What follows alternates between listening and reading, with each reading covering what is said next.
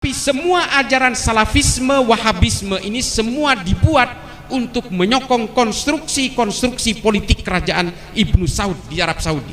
Lalu mereka melakukan perampasan-perampasan, mereka menghalalkan ghanimah-ghanimah, termasuk merampok makamnya Sayyidina Ali di Najaf di Arab Saudi bagian timur. Dia rampas semua harta-harta orang pengikut Sayyidina Ali yang kemudian kita kenal sebagai Syiah ini, dan momentum ini dikenal sebagai The Sack of Karbala, perampasan harta-harta di Karbala. Dirampas semua, diangkut untuk menjadi pembiayaan utama bagi kelompok-kelompok Ibnu Saud dalam menguasai Arab Saudi. Ini saya tidak membenci Ibnu Saud di sini, tapi saya hanya ingin membuktikan secara sejarah, secara historik, bahwa semua fatwa-fatwa dari ulama Saudi termasuk Abdullah bin Baz, Al-Utsaimin, Albani yang kemudian digelorakan oleh ustadz-ustadz Wahabi hari ini di Indonesia sebenarnya adalah gerakan-gerakan kebutuhan politik di Arab Saudi pada masa itu, sehingga kemudian Saudi menjadi Al-Mamlakah As-Saudiyah Al-Arabiyah seperti yang kita dengar hari ini. Dan mengapa mereka kemudian mengharamkan khilafah? Karena khilafah ini menjadi ancaman bagi kerajaan Saudi, Pak. Padahal kedua-duanya, kelompok pengusung khilafah dan kelompok Wahabi ini sama fahamnya Wahabi semua.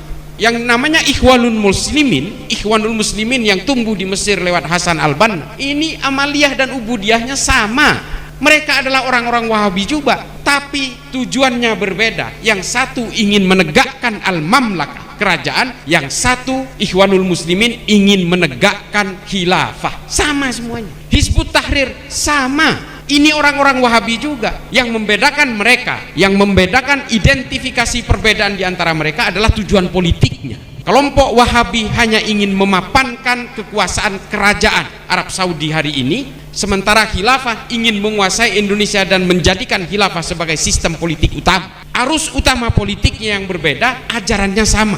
Ini yang harus kita pahami. Lalu mengapa kalau memang kerajaan ini sebenarnya hanya ingin memperkuat kekuasaan politik Saudi, ideologinya harus kemudian dialirkan ke negara-negara Islam seperti Indonesia? Kerajaan Saudi bagaimanapun, kekuasaan politik kerajaan Saudi bagaimanapun, hidupnya dari negara-negara Islam, Pak, karena mereka adalah pengelola dua kota suci. Kalau semua orang umat Islam di seluruh dunia sepakat misalnya bahwa pemerintahan kerajaan Arab Saudi harus diruntuhkan atas penguasaan dua kota suci Al-Haramain ini, selesai semua. Itulah mengapa Arab Saudi pada tahun 70 awal ketika dia punya uang lewat minyak, lewat oil booming itu, dia menggelontorkan uangnya untuk gerakan eksportasi Wahabisme internasional. Saya tantang orang Wahabi untuk membantah saya di sini. Lalu semua uang itu mengalir bersama gerakan Wahabisme ke seluruh dunia, tapi kemudian ujungnya bercabang dua. Yang satu terpecah dalam gerakan khilafah, yang satu menjadi gerakan Wahabisme internasional. Banyak, Pak, para politisi di sini yang sudah terpapar ini dari sejak tahun 70-an awal. Jangan bantah ini. Semua ormas banyak yang terlibat dalam gerakan ini yang kemudian digelontorkan bersama uangnya lewat yayasan-yayasan seperti Al-Haramain. Ada sekolah Lipia di sini yang dibentuk oleh pemerintah Arab Saudi, dan ini yang menjadi epicentrum regenerasi Wahabisme di Indonesia. Nggak bisa dipungkiri. Meskipun tidak semua keluaran Lipia ini menjadi Wahabi, tidak semua, tapi hampir semuanya menjadi ideolog teroris di Indonesia hari ini. Semuanya menjadi ideologi basis-basis kekerasan atas nama Islam di sini. Aman Abdurrahman, ketua Jamaah Ansarud Daulah yang hari ini tervonis mati ada di Nusa Kambangan, lulusan Lipia.